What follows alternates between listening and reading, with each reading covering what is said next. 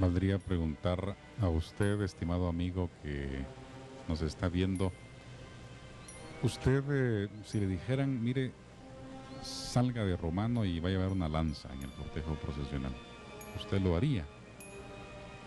Y a veces hasta nos burlamos de ellos y los criticamos, ¿no?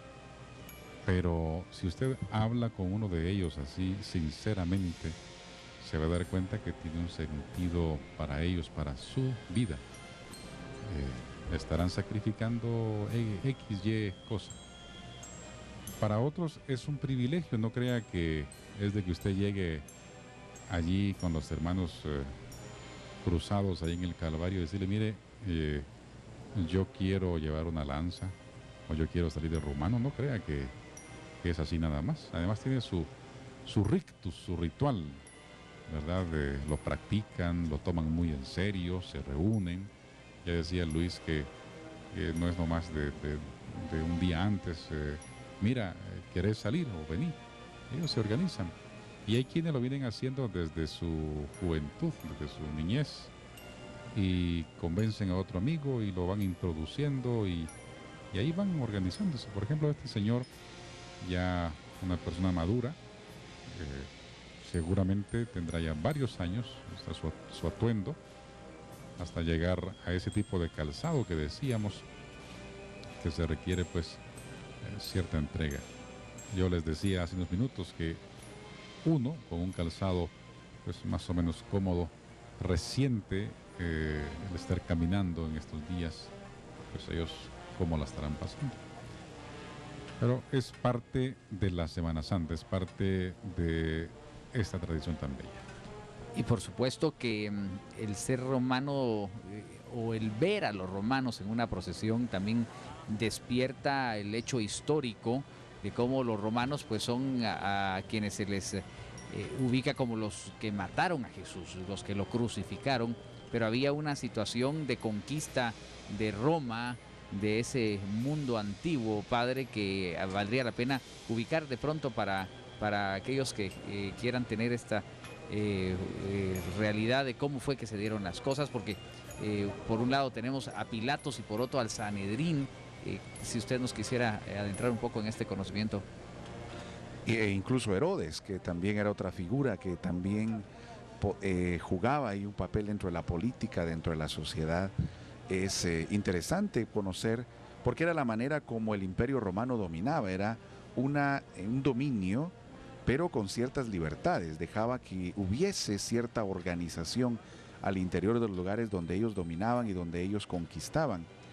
Y entonces les dejaban cierta libertad a cambio de un tributo que tenían que pagar, y por lo tanto el Sanedrín era la autoridad para los hebreos, tanto religiosa como política, y los romanos les permitían tener un rey, que en este caso era Herodes.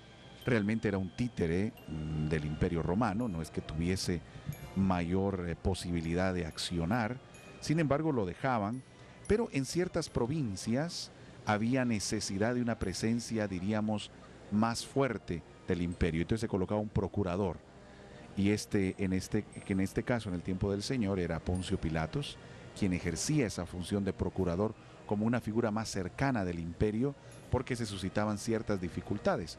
De hecho, en el año 70 Jerusalén es destruido porque la gente hebrea se levanta en una rebelión que es aplastada en el año 70 por el Imperio Romano, donde destruye el templo y deja lo que hasta hoy es el Muro de los Lamentos, dejando un muro de aquel templo que conoció el Señor. Pues es una estructura interesante en la cual se movía Jesús, donde tenemos que entender que también Él no era ajeno a una realidad política, social compleja, y donde también Él pudo ser modelo y luz. Por ello nosotros estamos invitados en nuestra realidad política, social, a no decir, bueno, el tiempo de Jesús era distinto, era más fácil. No, era también complicado, era una estructura compleja de la realidad social, y donde se nos demuestra que también nosotros en nuestra sociedad podemos y debemos ser luz, podemos y debemos vivir el Evangelio. Y de alguna manera consideran Jesús adversario también de todo este montaje o este aparato político, padre, porque sus acusaciones en ese juicio político son un poco de desestabilizador y y de mover masas.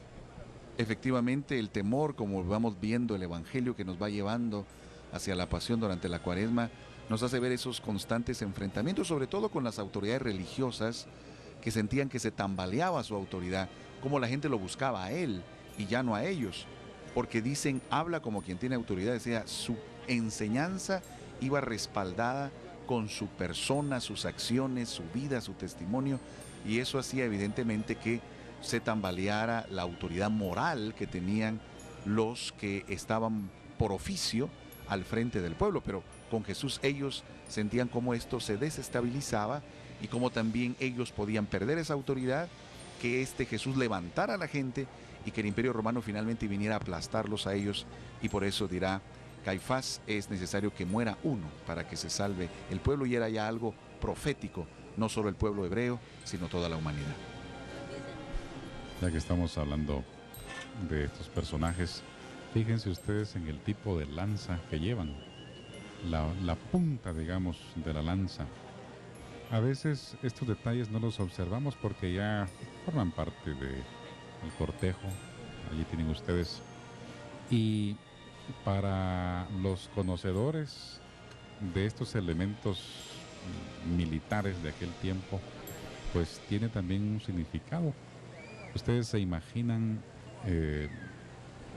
la lanza que le introdujeron a nuestro Señor Jesús, o se imaginan cómo hacía el ejército romano de aquel tiempo para sus conquistas. Y ustedes fíjense en otras procesiones y se van a dar cuenta que también hay diversidad de tipos de lanzas, la forma en que se utilizaban en la guerra. Por ejemplo, hay unas puntas de lanza que tienen una base hasta abajo, que prácticamente una vez entra la lanza y ya no podía sacarse. O sea, la forma o todo lo que rodeó la muerte de Jesús fue una situación cruenta, pues, y yo nada más quisiera decir, verdad, que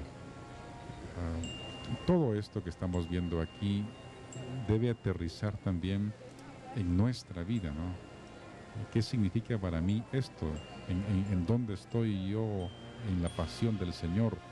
En el que juega los dados, en el que lleva las lanzas, o en el cirineo, o en la mujer de Magdala. En fin, yo creo que son preguntas para planteárselas.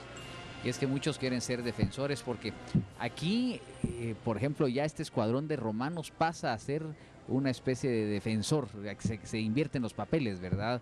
Porque van representando, pues sí, lo que sucedió, pero realmente son un escuadrón de protección y de devotos de Jesús.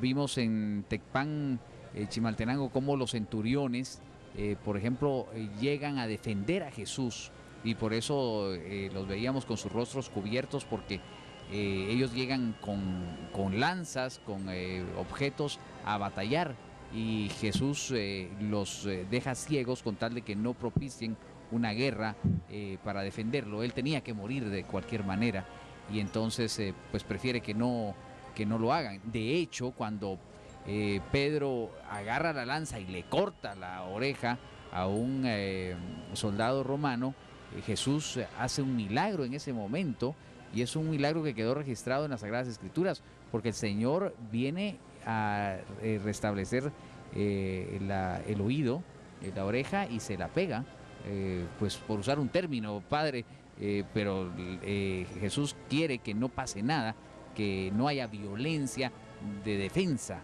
en su muerte. Sí, Malco se llama el sirviente que es agredido. Nos relatan los evangelios, recogen este detalle. Es Pedro precisamente quien toma la espada y hace este gesto violento, pero el Señor le reprende, obviamente recordándole que hay un plan, que hay un designio salvífico, y que por eso no puede entrar ninguna intervención y no debe haber violencia. Es otra de las grandes causas por las que estamos invitados como cristianos a evitar la violencia. No es esa la manera de resolver la violencia enfrentándola con violencia, porque es agregar un círculo vicioso del que no salimos. Precisamente Jesús rompe ese círculo de violencia asumiendo la violencia para vencerla. Y por ello siempre el mal se sentirá derrotado ante la cruz, porque no fue que él venciera, aparentemente eso sucedía, pero realmente al abrazar al Señor la muerte, ella fue la vencida, ella fue la derrotada. Y entonces encontramos en la paz, en la reconciliación, el camino para vencer la violencia.